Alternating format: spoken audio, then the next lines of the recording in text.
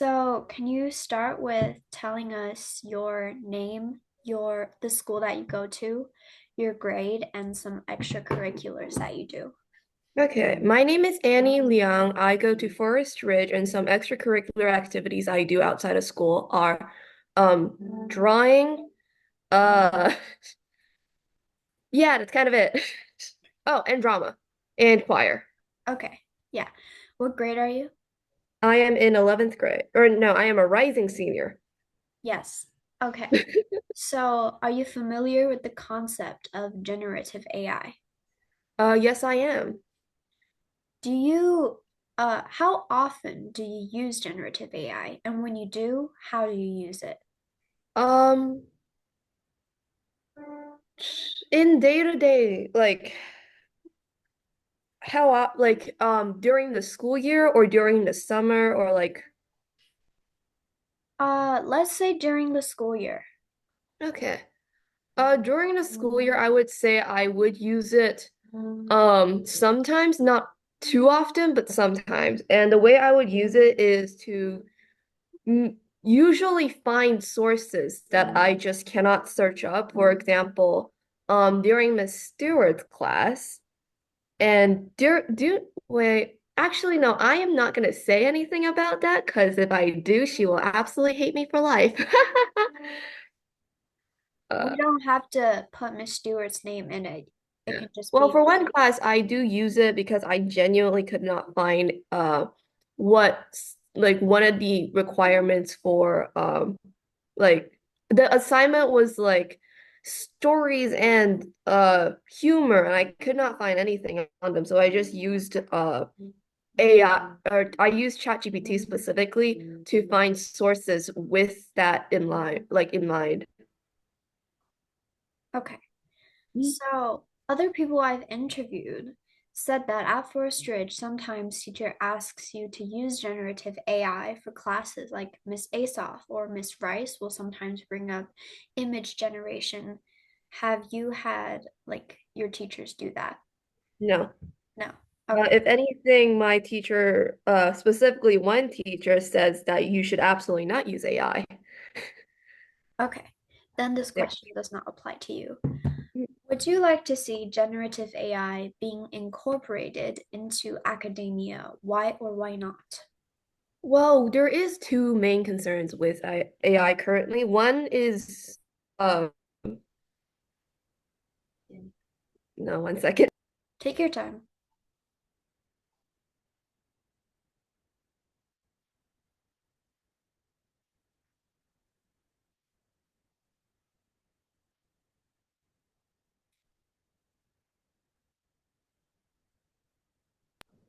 All right, I am back. Sorry. It's okay. Well, with AI, there's like one main ethical concern with it, and it's the one is just we don't have enough power to actually keep up with AI in the world right now. So, of course, as a student, I would like to see AI somehow incorporated into the media or like into this curriculum, since I do believe that that is where we are going from here. Just like because it doesn't necessarily make sense that if we have something to make our lives easier, that we won't use it, if that makes sense. But on the other hand, we are currently not making any sort of like approachment, at least from what I can see, on creating or having enough energy or making the AI energy go down to actually sustain AI for the long term. Okay, I will ask you to elaborate on that, but give me a second. All right. What do you want? Oh, what do you want? We're cutting that part out, by the way. This is, well, No, actually, I'm the just interview's taking not off going to by the be used for, professionalism. We will be right back. What do yes, you we'll want? be right back after I deal with my companion very quickly. All right. Okay, elaborate on that. Talk about the energies because I don't quite catch on. Oh, well, AI. Okay, this is I don't know too much of the details, but I do know someone who actually wrote like a little essay upon the ethics of AI specifically due to how much energy they are using. And as of right now, if I could just do a quick Google search, how much Of course, yeah, take energy your is time. AI using? Um, so AI consumption right now is 2 to 3% of the global emission, which is quite huge once you consider that AI is such a new technology Mhm. and it would likely only go up from here. And as of right now, we are kind of working like at least what we are trying to do is like, oh, climate change is happening. We need to use less energy. Fires and like all these bad stuff that climate change is causing these days. And yet we are not necessarily doing anything to make it less, or we are trying to make it less, right? And yet AI requires so much energy that I don't know if it's possible for us to do that. Okay, that's an That's the interesting point. No one ethic has brought it concern up with it. yet. Yeah. I'll put that on my interview report. So do you think the use of generative AI in academia might hinder students' development of essential skills? Um, while you could argue that it would limit students' skills in, I don't know, uh researching stuff on their own, but if AI is so much so incorporated into society, I don't know if that's a big concern. Let's see. Uh, what are some other or there might be issues with like people who wants to like not even wants to just it's just big corporations, but we're doing like school, so that doesn't really make sense. I suppose the only issue that I can see, which is like a bit of a stretch, is just not writing your own essays. Mm-hmm. So, which essays, despite me really, really hating them, they are kind of essential in the workplace, especially if you um if you want to write up a proposal, write up a report, write up a data report, write up a script. The essay aspect of it, despite me hating it, is quite essential in the workspace, I would say. So, and I also don't know if AI would be able to write a really good essay for you because it's kind of 50-50, if that makes sense. Mm-hmm. The other part, I guess, is just if students are too reliant on AI, it would just take out the student actually learning anything. Because you could, if AI gets so good that it writes so many essays that's like gets A pluses, there's no necessarily there's no the student won't learn anything from the paper if that makes sense. Yeah, essays But I are think that AI, like as a resource for a web search, is really like I think that should be incorporated. Just don't be too reliant on AI. okay. Great answer. Can AI Oh, thank help? you. I got an A plus. Sorry. Yes, A plus, gold star even, Annie. Can generative AI help students develop essential skills? Yes, I do believe so. Generative AI, at least from what I can see, like because like certain AI are able to help you with like, for example, training for an interview, helping identify which part of your essay is like a sentence fragment or is not really concise or might the tenses might be wrong. So like as that like in that way, I think that AI could help you in many aspects.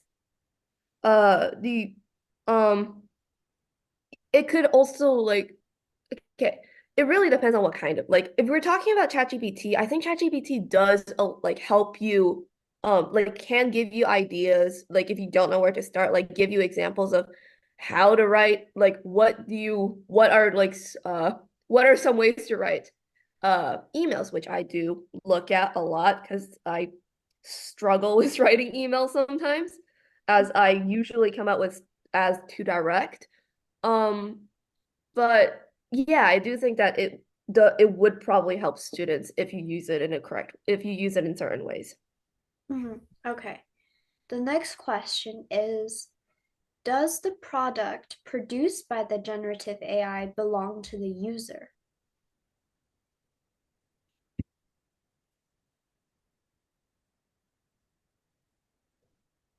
No, No. no. And there's a scenario that we've prepared. It might not change your answer, it might.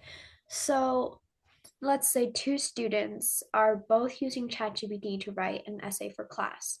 Mm-hmm. One student inputs the prompt that their teacher wrote right into the chatbot, like a very simplistic prompt, and turns that essay straight in.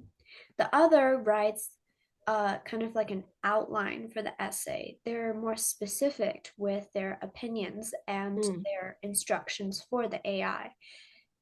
But the AI still writes the whole thing and the student turns it in. Do they have the same level of ownership? I don't think so. Because how do I okay. Um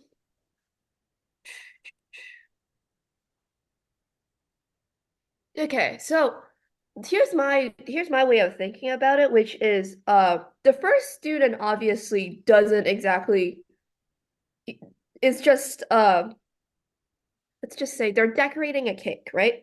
They don't they don't the first student is not really caring about what goes in or on the cake. They're just like, here's the cake, the end. The other student is like, oh, let's put some icing on the cake, maybe some designs on the cake, and then turns it in.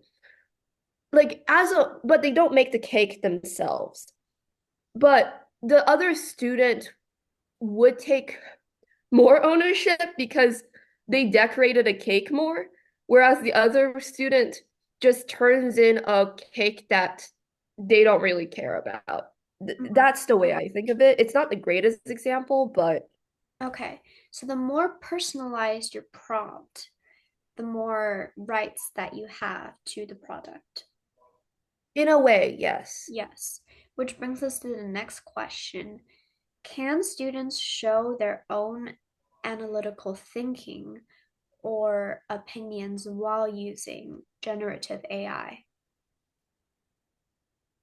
I think so, but in my mind, it's a very specific scenario, which is you go in to the essay and change the some wording and the opinions of the essay, or like you change it to fit more of your own. That would be the main and only way from like in my or the way how I see it for students to actually show their own opinion in this case. Mm-hmm. That's fair. That's fair. What teaching, how could teaching methods and standards be changed to adapt to the rise of AI?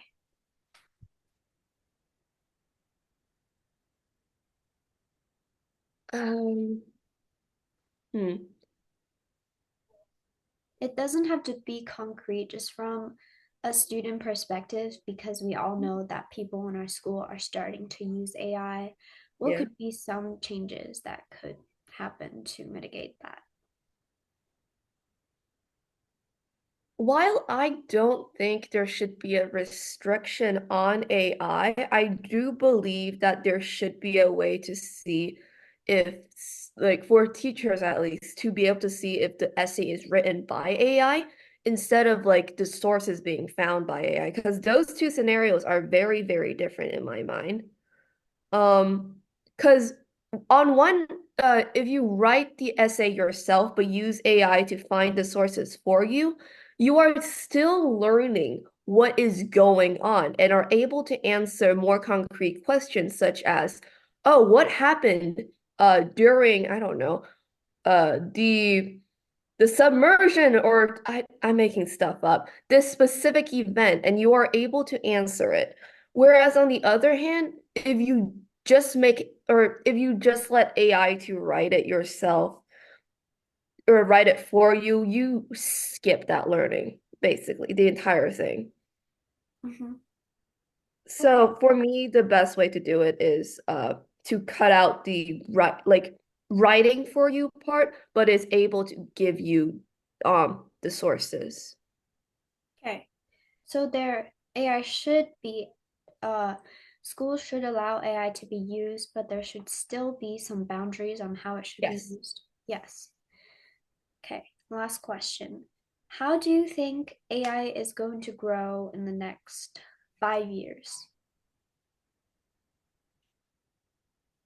The short answer is very quickly. We've gotten Um, that a lot. okay. If we're going with what is happening with like generative AI in art, it's developed very quickly, like concerningly quick, that is, with now it is able to render complete images. The hand situation that I used to have not really happening a lot anymore. Really? It is still struggling, huh? The It is hand not happening situation, like the nearly as weird much as before. textures? It's not happening nearly as much. It still happens, it's just not nearly as much. And sometimes the AI art is in this like distinguishable with like real art. The only like thing that they are kind of struggling with currently are tangent, which is when so tangents, how do I explain it? It's like uh you have a tree and a wall and a house. You AI would tend to put that tree on the edge of the like on the corner of the house. That is kind of what a tangent is, which is just you can't really see the depth of stuff. Mm, So yeah. yeah. Okay. But it is growing concerningly quick. So I think that it would also reflect on the AI now, which means that the essay situation would also probably grow a lot. As well as being able to find good resources, doing like mathematical calculations, rephrasing, all that stuff would probably become really, really good, like in the future. Mm, It's just maybe our society might not keep up with it. okay. Uh, that was the last question of the Mhm. interview, but the next ones are what can we do to make the interview process better? And do you think there are more important questions that we could include in the interview? Um,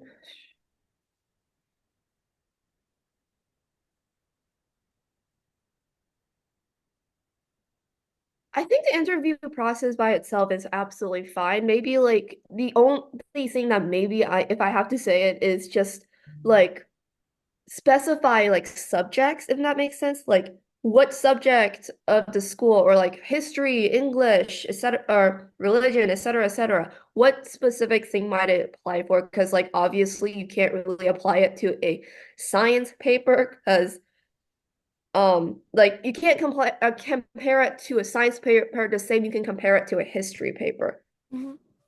So yeah. Are there other questions you want us to ask? Like Derry mentioned that she wants us to go more in depth on image generation, and Ella wanted me to ask more personal questions, like about specific teachers. Well, like we'll get the names of the teachers, but like the personal experience and more uh, case studies. Do you have any ideas like that? Um, maybe like or no, you actually asked day-to-day experience. Yeah. So, but the adults obviously will be different. Uh